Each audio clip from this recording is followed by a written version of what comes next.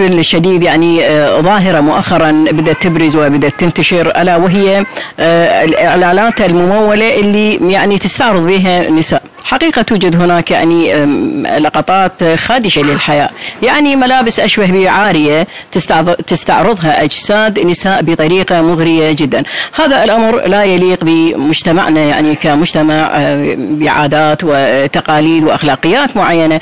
أيضا هذه التصرفات هي تأثر على يعني الجيل الحالي، يعني مثلا فئة المراهقين والمراهقات، هكذا يعني مناظر أيضا تقلل من قيمة المرأة، وكأنما جسد المرأة هو سلعة، تقلل من أهمية دور المرأة بالمجتمع. أخذت يعني منحدر آخر ومنحنى آخر دور المرأة عندما تظهر بهكذا شكل وبهكذا تصرفات، وكانما هي لعبة يعني عارضة تعرض بكل إغراء وبكل غرابة. حقيقة أنه نشاهد هكذا أمور موجودة في مجتمعنا وجاي يزيد للأسف الشديد.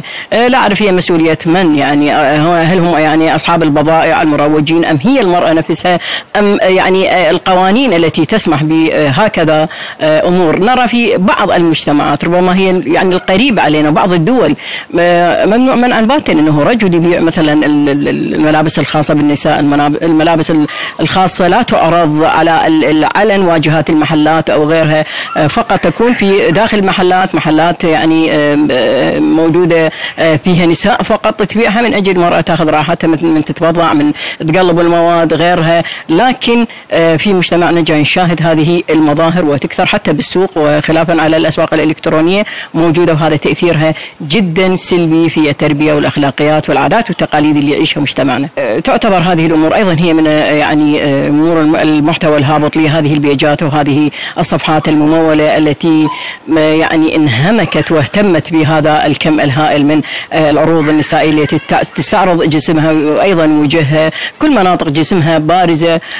لابد أنه تكون هناك مكافحة لهذا الأمر من الجهات المهتمة بمحاربة المحتوى الهابط من أجل أنه اختفاء هذه الظاهرة نهائيا وقلاعها جذريا من مجتمعنا. نعم، ربما تؤثر تأثير مباشر وكبير. المراهقات يجوز أنه يعني تحب أنه تكون مثل هذه العارضة تمثلها، أو تعتبر هذا أمر طبيعي لأنه جاي تشاهد مقاطع عادية الصادفة يوميا. أيضا على المراهقين يشكل لهم حالات إغراء.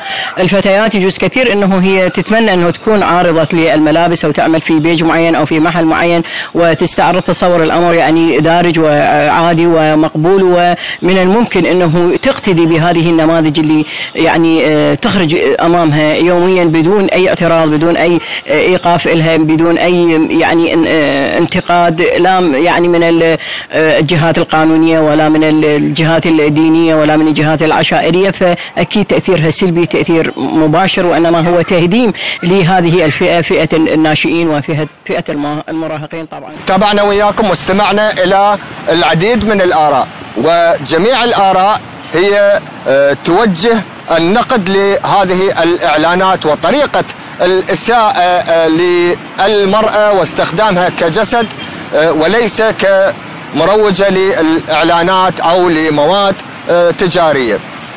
فنتمنى من الجهات المختصة متابعة هذه الحالات السلبية والشاذة في المجتمع، لأن انتشارها جدا خطر.